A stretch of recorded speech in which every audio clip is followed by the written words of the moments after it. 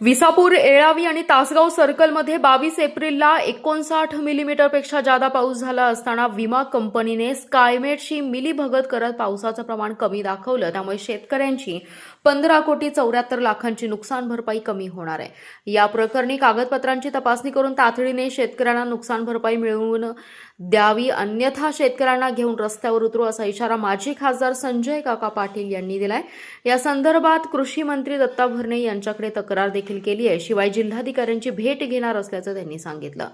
खासदार संजय काका पाटील म्हणाले, तासगाव तालुक्यातील अनेक सर्कलमध्ये जोरदार पाऊस झाला होता. त्यामध्ये विसापूर, येळावी आणि तासगावमध्ये 59.8 मिलीमीटर पावसाची नोंद झाली होती. तशी नोंद देखील 10:10 दाखवली गेली, पण यामध्ये दिनांक 5 मे रोजी बदल केला गेलाय. ती नोंद 38.3 मिलीमीटर इतकी कमी दाखवली आहे. शेतकऱ्यांना 51 मिलीमीटरपेक्षा अधिक पाऊस झाला आणि पिकांचं नुकसान झालं तरच भरपाई मिळते. याचा आधार घेत विमा कंपनीने स्कायमेटला मॅनेज करून चुकीच्या नोंदीचा अहवाल दिला. या फसवणुकीच्या खेळात विमा कंपनी, स्कायमेट कंपनी, आणखी काही जण सहभागी आहेत. त्यांची चौकशी करण्याचे आदेश कृषी मंत्र्यांनी दिलेत. शेतकऱ्यांची फसवणूक आहे ती खपवून घेणार नाही. यामध्ये जिल्हाधिकारी कार्यालयावर मोर्चा काढण्याचा इशारा संजय काका पाटील यांनी यावेळी दिलाय. यावेळी प्रभाकर पाटील, पंचायत समिती सदस्य महेश पाटील, नितीन पाटील आदी जण उपस्थित होते. या विमा कंपनी आणि ही स्कायलॅब कंपनी जी आहे, स्कायलॅब या कंपनीच्या माध्यमातून शेतकऱ्यांची फसवणूक होते आणि ती फसवणूक मोठ्या प्रमाणात आहे. जवळजवळ 27-28 कोटीच्या घरामध्ये आहे. फक्त द्राक्ष बागायतदारांच्या बाबतीमध्ये आम्ही हे सगळे वेदर स्टेशन खाजगी यांच्याकडनं डाटा गोळा केला.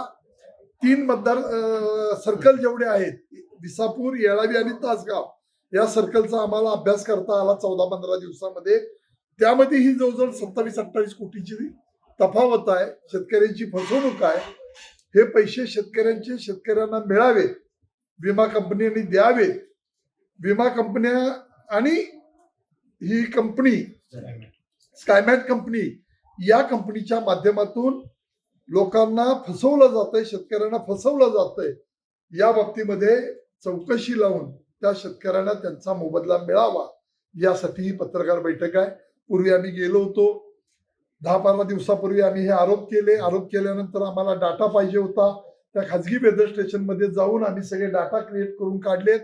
त्याच्यामध्ये वेदरचा अभ्यास करणारी काही माणसं बरोबर घेतली, टेक्निकल, आणि हे सगळं हुडकून काढले.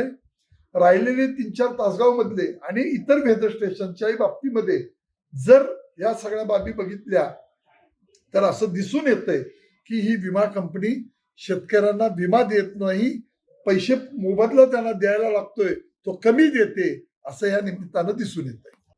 मग ते हुडकलं, 10 दिवस गेले, सगळे बघितलं, त्यात एका तज्ञाची चांगली मदत घेतली आणि मग ते सगळे रिपोर्ट काढले. ही कंपनीने असा फ्रॉड फक्त तुमच्या 3 सर्कल मध्ये केला का बाकी ठिकाणी पण केला असण्याची शक्यता आहे का? नाकारता कसं? इकडे जर सोप आहे तर ती सगळीकडे फसवू शकत नाही. स्वतःची भरपाई वाचवण्यासाठी केली का? स्वतःला पैसे द्यायला लागू नये, क्लेम द्यायला